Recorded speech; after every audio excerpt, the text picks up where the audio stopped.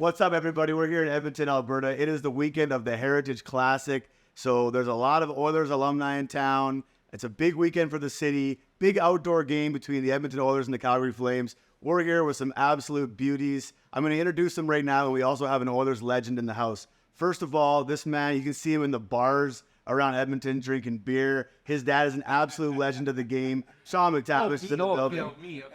What's up, Sean? Okay, thank you. Thanks for having And of course, we're here with BCLUTCH. That's a hockey apparel brand. Check them out, BCLUTCH. And the owner of BCLUTCH is right here, Jesse Kirshenbaum. What's up, Jesse? Hey, thanks for having me, Wayne. Yeah, I'm Wayne Jones. And last but not least, we have an absolute Oilers legend in the house. This is Oilers royalty, 6-time Stanley Cup winner, a man who's very well known in the city, done a lot of great things for the city. We have Mr. Kevin Lowe here, Kevin. Hey, great to be here. Yeah, awesome. Good to have you. What do you think? I thought you, when you were describing the guy in the bar, you were talking about. I did too, to be honest. There was a day, but Yeah. Well, actually, I wanted to ask you about that. So, the Oilers, obviously legendary in the 80s. You're part of the whole thing. You're literally the first Oilers draft pick. You were here through all the cups. And there's some legendary stories of the Oilers partying back in the day, going out in town with the fans, having a good time. I want to know what the hottest nightclub back in Edmonton was in the 1980s. oh, there was a bunch of them. I mean, Mike Barnett, Wayne's longtime agent, had a place called the Sports Page, which was pretty cool. Like, he was ahead of its time. It was a really classy sports bar. We spent a lot of time there. There was Sean's grandfather, Danny Andrews, had a place called the American Bar, which was a great place. The Point After was a legendary spot. Yeah. But you remember what happened in the 80s stays in the 80s, right? That's right. We'll talk about That's it. right. Well, we didn't have the internet then, so it's great. You can't. Yeah. I don't know, but that's awesome. Yeah, that's cool. The Point After. And then I guess I wouldn't mind jumping in. So obviously, like you being with the Oilers, the intrigue of the stars that you guys had, you were actually Wayne Gretzky's roommate. How did that all come together, and what was that experience like being roommates? Obviously becoming great friends, but just the media, I'm assuming that followed him in that whole... Yeah, different era. I mean, it wasn't like it is today, of course, but how that came about, we were a couple days into training camp. I think maybe 2 or 3, actually, and Wayne skated up beside me in warm-up and said, hey, how about you and I getting a place together? And I was like, whoa, that's kind of weird. You're a little forward, Wayne. Yeah, no, I didn't say that. What I did say was, I don't even know if I'm going to make the team. I'd love to, but he just... And Wayne goes, don't worry, you're going to make the team. It's Why do you think he asked you that? well, I was a first-round pick. I guess he assumed that the first-round pick's going to stick around, and I would have been the next youngest guy to him. I mean, okay. Wayne's born in 61. I'm born in 59. He and Messer are about 18 months younger than I am. Okay. So, and I don't know, maybe he'd done his research. I'm not sure that it was maybe a safe pick or something. But, yeah, we lived together for a bunch of years and did a lot together. I was really fortunate. He brought me to a lot of amazing places over the years. Got to experience a lot of really cool things with him. Glenn Slater was also like a pretty prominent figure in the time. Any stories about him and kind of his managerial style? He's really well known, but I'm not younger. I was born in 88, if we're name dropping years, but I don't know much about him. Can you explain kind of like how he was? And I guess he would have been in New York when you were there as well. No, actually, so when Glenn went to New York, I became the general manager here. Oh, wow. Okay. He was trying to bring me to New York with him. I had an option to get out of my contract with the Oilers. I was head coach. He was general manager. And then when he went to New York, he wanted me to come to New York with him and be head coach. I was here. Sean's father, Craig MacTavish, one of my best friends for sure, to this day, was ready to be head coach. Mm-hmm. And so I jumped into the GM role. But Glenn was a father figure to a lot of us in a lot of cool ways. Like, he really encouraged us to dress well and to, like, we'd go into New York, he'd say things like, guys, don't spend the whole time in the bars. Like, New York has so much to offer. Culture. Art galleries, plays, cool. whatever. And Yeah. And, just promise me you'll do one of those before you get to the park. That's really cool, though. That's really cool because that's not something that naturally comes maybe to hockey players all the time. They know hockey their whole life. They're practicing. They're on the ice. And a lot of the cultural stuff, sometimes you just don't see it. So that's really cool that he had that. Yeah. It was forward thinking. He was always doing a lot of neat things too, like whatever special get-togethers. You know, he'd always say, "Okay, we got to take a picture. Got to take a picture." You know, when you're young, you kind of go, enough with the pictures. Yeah. Sounds like me now. Yeah. We're gonna make about 50 People still do that. But he'd say, "You're gonna thank me for this one." 100%. And like even it's iconic piece now, but the Boys on the Bus documentary. Yeah. You know, that was something that was cutting edge for the National Hockey League. Yeah. The only sport that was doing it was NFL Films. And, you know, it was a bit of an invasion because those guys were with us 24/7. Yeah. We learned to really respect them. They earned our trust. Right. So we did a lot of cool things. But, I mean, that's such a neat piece now. It's amazing. Dallas Eakins just sent me a little clip from just last night, actually, late last night, because I narrated a lot. You did, yeah. A lot of that documentary. And I had never even I'd forgotten I'd even done that piece. Yeah. And kids today, like guys are playing the NHL, you know, they remember riding the buses in junior or college and saying, watching the Boys on the Bus. So Yeah. again, that was Glenn Sather driven project. No, that's interesting too because you don't know what it's like until you see the finished product either. So you're in there and you're dealing with these guys all the time and you're just being yourself. I noticed in that documentary that, you know, you did narrate it. You did it really well. I was watching you and I was like, Kevin Lee's quite well spoken for that time, you know? And I feel like a lot of you Oilers, 80s Oilers were very well spoken. And I'm wondering if that's just something from the hockey training or is it kind of the media training, or is it kind of a special thing that happened where just this group of guys just seemed to be a bunch of real well-spoken, well-put-together guys? Because even Charlie Huddy during his Hall of Fame, induction here, he was just so well-spoken. And the way you would talk about in the Boys on the Bus, Gretz and having to have someone with him when he's walking around and stuff like that, I just felt like, it seems like this group of guys was a real special group, Yeah, well, special for sure. I mean, lots of talent, obviously, because some of the greats in the game, and we won 5 cups in 7 years is not an easy thing to do. But I think really a credit to the person, the people. Mark's dad was a school teacher. The parents were a big influence on all of us. Again, Sean's father, Craig, is an excellent speaker. Mm-hmm. And I guess, we all took a little bit from Wayne. You saw his confidence and his willingness to give the media as much time as they needed. Right. And I think a lot of us learned. I mean, I was captain in junior in Quebec City, so I had a lot of, airtime with the media and stuff. So we all had sort of played our own piece, and again, we were the center of attention, so there was a lot of demand. So, we wanted to do the best we could. Yeah. Really cool. Well, in New York, I think one thing going from Edmonton to New York, that must have been an adjustment. I'm assuming you had a relatively normal-sized house here, and in New York, it's all condos in small places. How was that? Did you have a family at that time? What was that experience like? It ended up being unbelievable. I was, everybody had left by the time I was sort of like the last one of the 80s. Everybody was gone. And except for Sean's dad, Craig, of course. But it was time to move on, and I'd asked to be traded, and Glenn Sather held me out till December, so I finally arrived in New York. I already knew Jeff Pukaboom there, Adam Graves, and, of course, my good friend Mark Messier.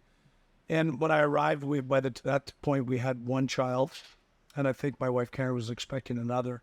And Neil Smith was the general manager of the Rangers, and a few of the guys, younger guys, single guys, were living downtown. Brian Leach, Mike Richter, and Mess was living downtown, although he wasn't a young guy. And I don't know whether the Rangers management didn't want that or not, but they really jumped on me when I arrived and said, "Hey, we'd really like you to live in Westchester, preferred as Quiet house for you. Yeah, and Ass wanted me to live downtown close to him, and I didn't want to. I'm just coming in new. I didn't want to. Sure. So I ended up living in Westchester. Rented John Van Beesbrook's house. Oh, cool. He had gone to the Florida Panthers in that expansion draft. Right. And but then a couple years later, I moved into Manhattan after I'd been there for a couple of years and had the time of my life. By the time we had 2 kids, we lived in a 1,000-square-foot apartment on 79th in Columbus, just right by the Museum of Natural History, and it was just a dream to live there. It was so amazing. The kids, Karen, my wife, was a runner, and so she used to run around Central Park all the time. She was Olympian too, right? Yeah.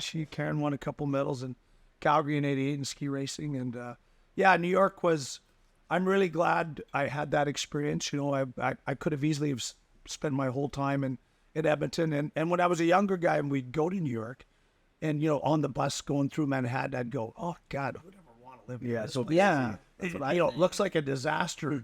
But when you live there, you really get a great appreciation for it. Yeah.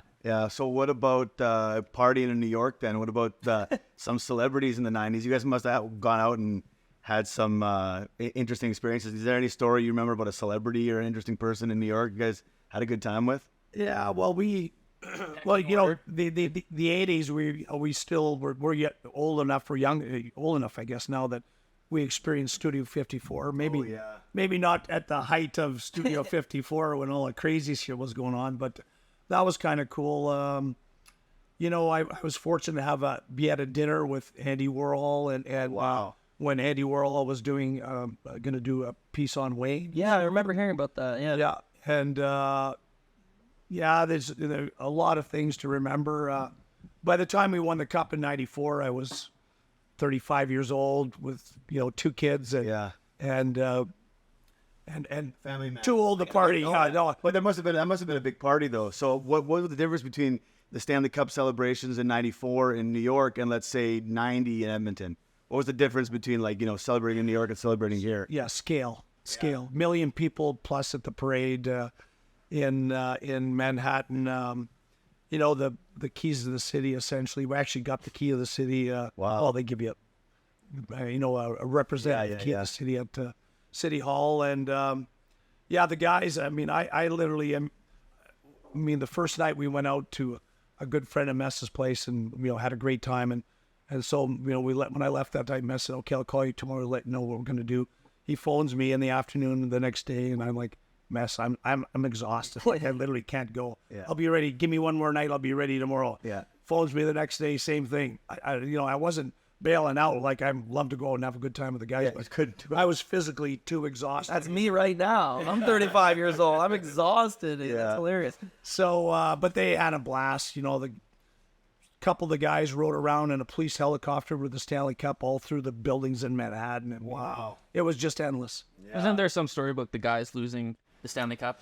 Yeah, there's probably one every year. Here you mean? Oh, I think Was that here or was it in New York? No, it was probably in Edmonton because Someone they left it at the bar or something like That's that. we're the reason why Phil Pritchard and the keepers of the cup are with the cup now is because of What you guys did. The cup disappeared and got banged up one night, so Glenn Sather had to send it to a buddy of his who had a body shop. Okay. And as it turns out, those guys took the rings apart and put their names inside of the Stanley Cup. When did they find that out? I don't know how many years later they found it out, but so now, and one time, I don't know which year it was, we left it on a boulevard. We were there in the middle of the afternoon, and we went inside this guy's bar restaurant, and all of a sudden we said, "Hey, where the heck's the cup?" And someone had just left it on the boulevard, and people were driving by and honking and stuff. So, not being disrespectful of it, but Yeah. That's amazing. What about so time as a GM? Is there any guys that stick out to you that you thought you had signed that the fans don't really know, like someone that you thought you were going to trade for that didn't happen, or someone you were going to sign? Like I think there was even I don't know like Eric Lindros, like he was. There was rumors about Eric Lindros. I can't remember. We would have been interested at the time. I can't remember that specifically, and I was GM. But for sure, Jaromir Jagr. Yeah, Jagr was gonna say. I actually flew over to Prague to meet a Russian general manager, the team he was playing for, and the rules were very specific. We knew that we couldn't pay the other team to get Jaromir. Okay, yeah. So the plan was for them to dissolve his contract with the Russian team, and then we would sign him, and then he'd have to go through the process to get in the NHL. Yeah. But Jaromir was a little worried that lapse in between the two, where he's legally separated from a contract to a next one, and then I think he might have got a little cold feet. We were going to play him with Hemmer. with Hemmer and Sean Horkoff, because they had played together during the lockout and stuff. And he was interested. Frank Musil was one of our longtime scouts, knew Yarmir quite well. And yeah, I was, there was a good chance we were going to get him, but we didn't. And then there was a time we signed a guy. We thought we signed him, and then his agent and he bailed out on us at the 11th hour, 36 hours after free agency had started, which is a whole nother story. Can you tell us who it was? Yeah, it was I don't know who it was. it was Nylander. Yeah, Nylander. Nylander. Oh yeah, okay, yeah. Michael Nylander. We'll talk. Okay, so you talked about flying to Russia. Like we ran into Doug Waite yesterday. He brought up you flying, I think, out to him and trying to sign him. And he was a pretty interesting guy. We're having some conversation. And what did he say? Well, that was in Arizona or something? yeah. So his Like you played with him, and then you coached him, and then you were his GM, and you roommate with him. Like, Did it all. Yeah. He traded him, and like, I mean, when I go to enough of them, eh? All right, that's enough. like when I go to a party and it's like guys that I played junior with, is always like the best time ever. So I mean, like putting these alumni events together. Like, these events are great. We've been fortunate to have so many of them. In the Heritage Classic, we started this whole process. so how did the first Heritage Classic become? Like that was the first. And why is your outdoor game? We want to see you guys out there working it. Like, we're not pitying you. We want to see you working out there as an older guy. Oh, the alumni game you're saying. Yeah, You want to see the next alumni game. How have they done in 20 years? Yeah. They don't have one this year, correct? That's right. Yeah, there's no alumni game this year. This is an NHL event now. It's not run by the teams anymore. The NHL took over the event. They come in, they bring all their people, they sell the tickets, they do everything, which is fine. So it's their preference not to have the alumni game. We will, I think, in the very near future, would like to put together a Battle of Alberta Love that. alumni As game. a fan, that's incredible. And getting back to how this whole thing started, it was a product of a couple things.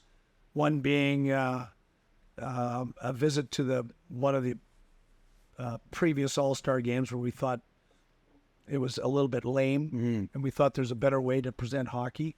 The Michigan State game had happened about 18 months, 2 years before. Well, before we actually had ours, so it really was a reminder to everyone, hey, we can play hockey outdoors. Right. And so a group of guys within our organization, the senior management people, decided we're going to, this is what we're going to do. The league wasn't on side with it initially.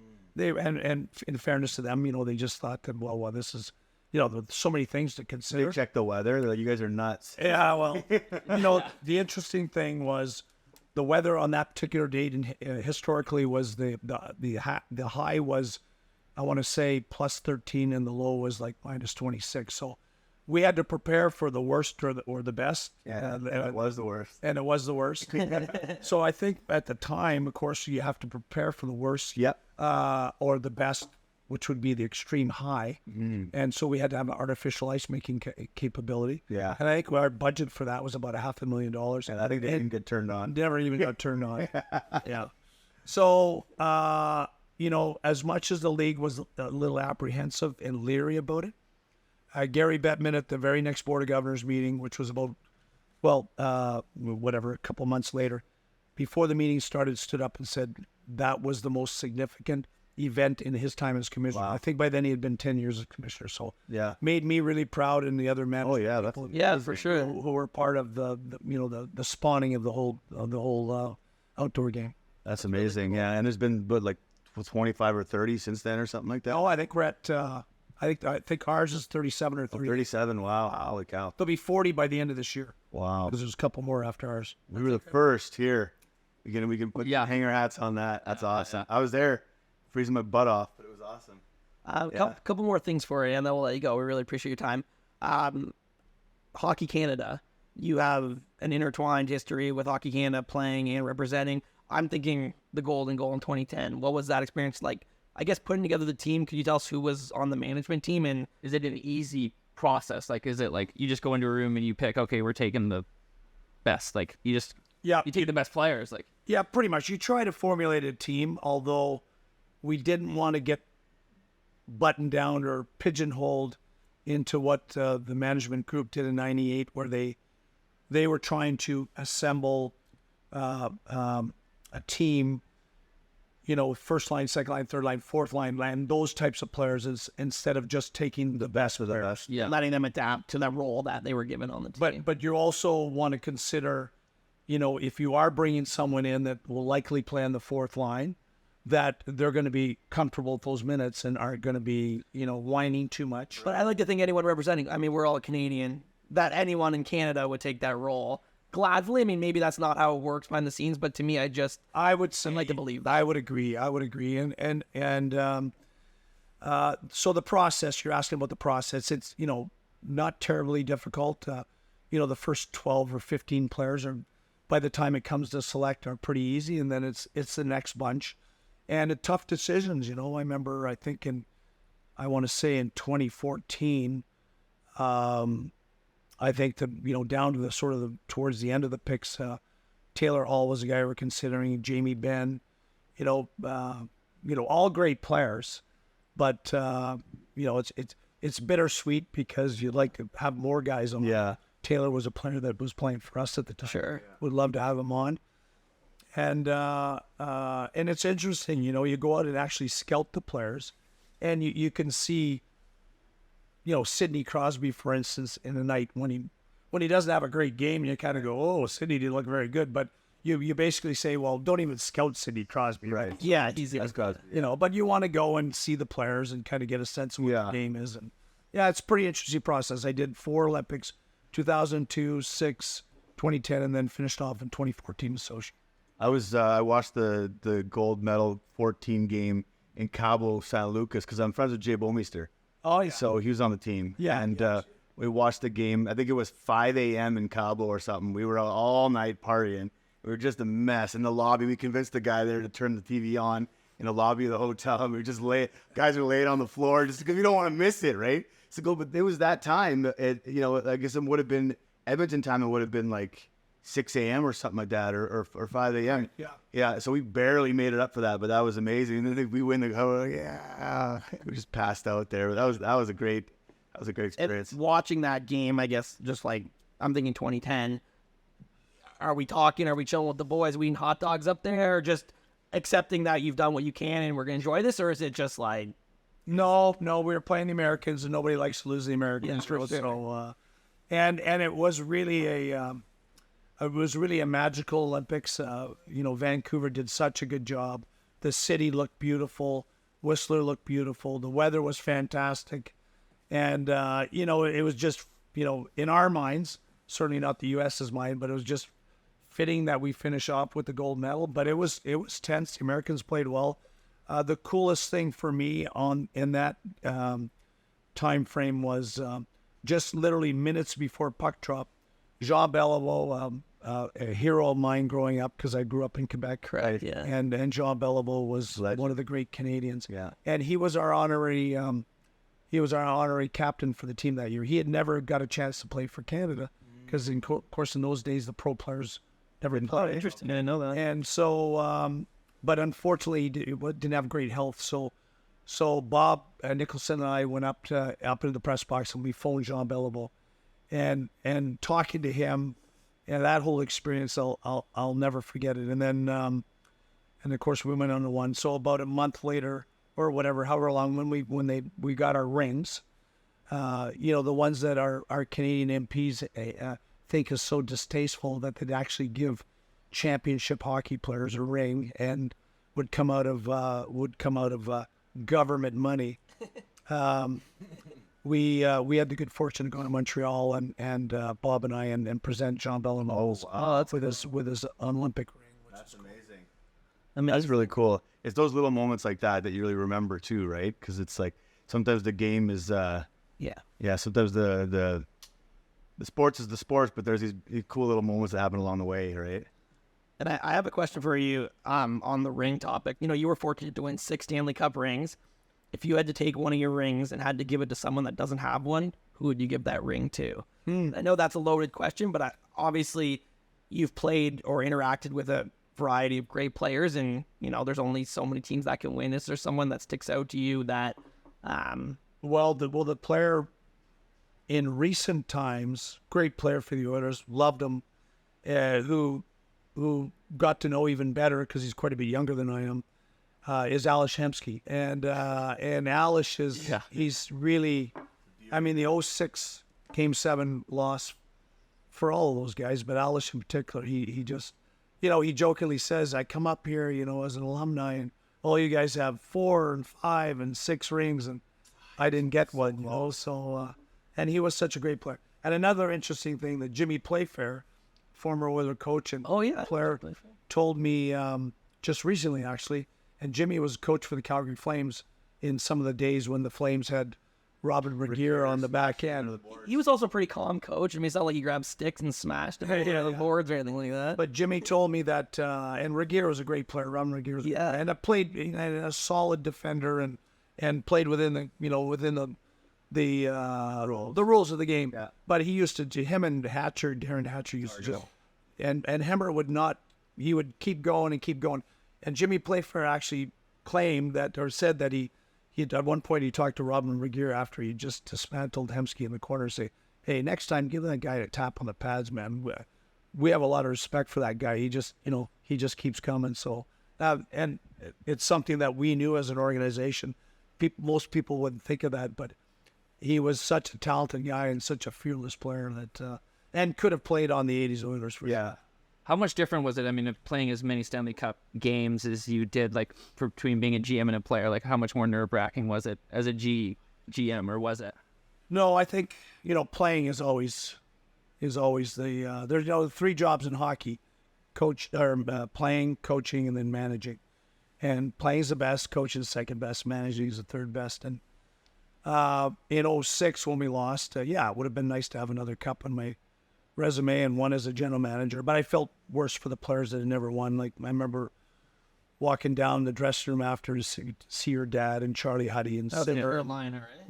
Billy Moore's, Carolina, and just the whole bunch of guys were in tears, and I was like, oh God, it just felt so bad for them. Like, such an incredible year. Like, just that playoff run was just so amazing. Hemsky with the huge goal in Detroit, the Detroit series to start that. Like I said, I'm friends with Hemmer. We saw him last night. And I was hanging out with him back in those days in Edmonton here. I was making sure when we were out at the bars that nobody would mess with him. Now he's got all the tattoos. He's got the mullet like Sean. Well, he had a crazy thing happen to him in the Czech Republic. Some crazy guy came up and stabbed him in the neck with a bottle. He's got scars on his neck, if you notice. I don't know if you remember that or not. But Edmonton could be a little bit of a rowdy place. So I became good buddies with him. So we saw him last night. And he said, you were going to interview you. He's like, I've been out with Kevin the last couple of nights having a couple drinks already. So I said, he said, don't worry, just start talking. He'll keep going. He'll talk all the time. But what a great guy. And that's an awesome answer that you'd pick Hemsky, because he was at some points he was, there was some rough years the others had there, and as far as wins and losses, and Hemmer was like sometimes that one, bright spot on the team, the way I love how he enters the zone, where he gets in the blue line and he's almost cutting back towards the blue line, and just his vision. And would have been incredible to see him play with Jágr too. That would have been just nuts, because I know that was a big part of the reason why Jágr didn't want to come to play with Hemmer, right? Sorry, I'm just gonna get it. We probably have 5 more minutes left too. So I appreciate this. Okay, for golfing with Tiger Woods, is there similarities between him and Wayne? I mean, you just walk into a room, they're kind of just different. Like, does that make? I don't know if that makes even sense. If I was going to touch on, one of the more memorable moments in non-hockey was when Craig MacTavish and myself were in Vegas, and Wayne happened to be there, and he phoned us up. And he said, hey, I'm going to arrange a game of golf with Tiger. You guys up to it? I was like, are you kidding me? Of course we're up to it. So we went and played. It happened to be one of the coldest days in Vegas. It was it's only suit fitting then, right? Yeah. It was only 25 degrees Celsius. But did you beat him at? No, I was tied with him after 2 holes, actually. I think we both bogeyed one, and parred one and bogeyed 2. But and at one point we're on a par 5, and we're 280 yards out or something. You can barely see the green. It was a little hazy that day, and he hits a shot. We're all standing around watching him, and then I can't even see it, and I can hear him go, sit, and I'm like, Tiger, I'm amazed at how you hit the ball and everything about you, but I'm more amazed how you could even see the thing, It was way out there. But But the interesting thing was afterwards we went to the Spike Bar and had lunch, and of course, you know, Wayne loves to tell stories. We all do. And he really just sat there and listened. Like I think, you know, when you're a golfer or anybody involved in individual sport, you don't have those similarities or those memories of doing something as a team. I guess the writer would be with something like that. But so he just really, you know, I remember at one point someone said, "Hey, Liz, we're occupied." He said, "No, I'm just enjoying listening to you guys. It you know, it makes me happy to listen to you guys talk about the days that you guys had success." That was pretty cool time. That's amazing. I know Wayne's a local Edmonton guy, so he's pretty happy too. And Didn't get. What is your line? oh, Superfan Magoo. Yeah. So Wayne stepped in here. I want to kind of do one more question. This is totally random off the board, but I just wanted to think about like an interesting player that you had, you know, coached or GM'd, and I want to know about this guy because I think he was kind of a hilarious hockey player. But you got any Igor Ulanov stories? Yeah, well, Because this guy was an absolute beauty, man. Like, I don't think he would block shot. He would put his face in front of a shot. He would play hockey like he was beating people up. Like, he would just jump on people. I got to know a story about this guy. yeah, Igor Ulanov was he was a great guy, a really great guy, and he really talented guy too. I mean, if he had a challenge in his professional careers, that sometimes he'd try to make something out of nothing and would get him in trouble. But he was in the minors for us for a period of time, and in the minors in those days, I don't think they do it too often anymore in the American League. He played Friday night, Saturday. They played 3 and 3 nights: Friday night, Saturday night, Sunday, and then we called him to Jersey on Monday, and so he played the fourth game, and he was head and shoulders the best player on the ice. Wow. And I remember Craig MacTavish saying after the game, he said, "Well, that's the secret to Wooly. We just got to get him tired." And then he has less time to think out there, and he just plays on natural skill and athleticism, and he's doing less thinking. Right. Yeah, he was a fun guy to watch. You block shots like nobody's business, huh? Yeah, he was a tough guy. Yeah. Really. He fought Lindros, I think, and I played with a lot of really good, very good Russian players. You know, the first three actually to have their names on the Stanley Cup. Sergei Zubov was my partner in his rookie year, and Alex Kovalev and Alex Karpatsev. Is he the most skilled guy you've ever? Kovalev, obviously, like. Yeah, Kovalev. You know, talent, like strength and skill for sure. Like a skilled guy with a power on him. Again, I remember in a practice, one of the first times going up against him, not prepared. He reverse hit me and snapped my back, and I thought I felt like I was going to miss weeks because of it, you know. And I kind of, afterwards I turned around and slashed him, and like what the hell are you doing? Like That's how Jesse. I'm 35 years old, you know. on your team here. I'm on your team, you know. But he was just such a powerful guy that Solid he guy. didn't even know his own strength. Yeah. And was Zubov smoking darts back in the day too? In New York, he was smoking cigarettes. Yeah, well, yeah, he'd go outside. He'd go out into the Even as a rookie. the loading dock. Oh yeah, he was smoking. He'd get off the team bus before the plane took off and go have a dart. He couldn't, he got his equipment off and would run outside and have a cigarette. That is crazy. And now the interesting thing about Zubov is that I believe there's only two defensemen in the history of the NHL that led their team in scoring in the year that the team won the Stanley Cup: Bobby Orr and Sergei Zubov. Because Zubov in '94 tied, I think, with Mark Messier for regular season scoring with the Rangers. Oh, wow. More points than Brian Leach. Wow. I thought you were going to say did all that and smoked a pack a day. Yeah. I was like, oh, wow, that's a good record. Yeah. Yeah, I don't know if he wasn't a chain smoker. No. I think he was a nervous guy, that kind of. Oh, yeah. Calmed Calmed down down. and stuff. Yeah. Well, speaking of those old days, though, where it was like, that was like the clutching and grabbing era, like a totally different era. I was like a lay in the lumber. You see a slash now or a big cross check, like it's either a suspension or it's a big deal. It goes across all social media. So guys aren't doing that as much. It's like, it seems like the old days, guys were a little more just tougher and had to deal with the stuff more. And now instead of the natural toughness, still is that, but it's more of the natural or the athleticism, where it's all the focus is on the training, the explosiveness. I'm wondering back in those days, what was some of the greasiest stuff you had to deal with on the ice? Well, I mean, one thing was slew footing, and you always prepared not to get slew footed. I mean, it's not that it ran rampant, but and I had a technique where I could sort of slew foot a guy, but more to control him, like you get him off balance, not to slew foot him so you hit his head. So wobble him. You get your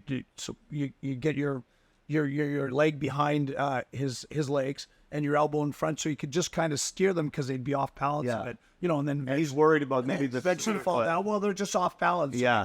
They can't push back. One referee in the old days, if it was a dirty game or you had done something, you had to be look for everybody on the ice, because if the play went up the ice, I know Tim Hunter used to do that to me once in a while. And if I wasn't prepared and the play's gone up the ice, and he just slashed me in between because I had the short cuff gloves, and I was like, and I wasn't tough enough to fight Tim Hunter. So what can you do? Right? it was like kind of okay, you got me, and I just make sure that he, I knew where he was on the ice. And not that he did it all the time, but that's the way the game was. You wanted to try to get especially at the Oilers and the Flames, because it was such a bitter rivalry that Right. you really had to have your A game when you're going to go out to play those guys, because anything could happen. Yeah. Yeah. Well, we really appreciate your time. We could go on all day, and hopefully, if we get another alumni game, you can show us some of those tricks against the Flames on display. But yeah, thank you, and thank you guys for doing this as well. Thanks, man.